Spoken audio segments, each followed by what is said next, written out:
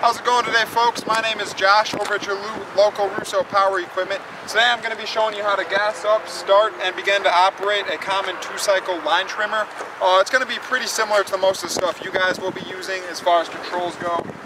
You got your standard throttle trigger, shoulder strap, choke controls, primer. I will teach that all to you in just a second.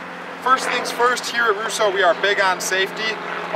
So main thing is, especially when using a piece of equipment like a line trimmer, we're going to go ahead and wear safety glasses as well as gloves to protect you from any debris that may fly up in your direction. So let's get that going before I show you any further. Alright, so first things first, I'm going to show you guys the proper way to gas up. I did make a video on how to use and mix 50-to-1 gas mix for 2-cycle equipment. We're going to be using that same mix today, as most of your piece of equipment will. So let's go ahead and get that going. On this unit, gas cap is right on the back of the engine here near the recoil. Get it so you guys can see that. We're going to start by just throwing a little bit of gas in there, enough to get us going.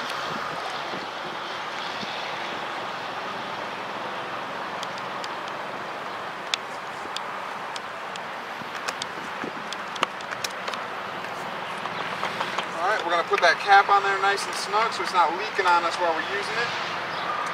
Now, as far as starting this piece of equipment goes, it's pretty common to, a lot of your stick edgers, backpack blowers, and even chainsaws, some models as far as, choke controls go.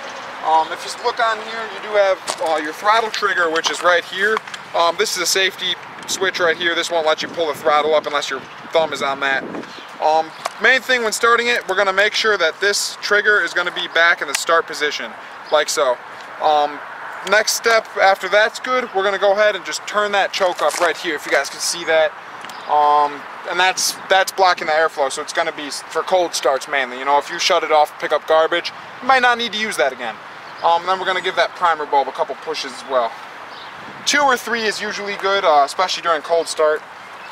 There are multiple methods of starting these. I'm going to show you the safest and most efficient here, which would be to put the line trimmer on the ground.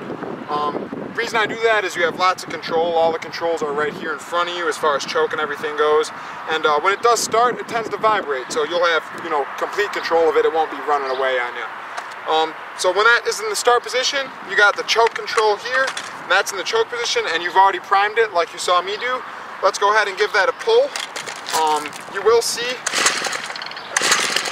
that the engine pops, starts, and dies like that, if you heard that.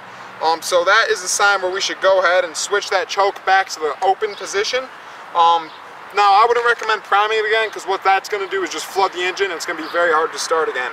So just flip that choke down, make sure you're still in start, and once the engine turns over, you'll be ready to go to work.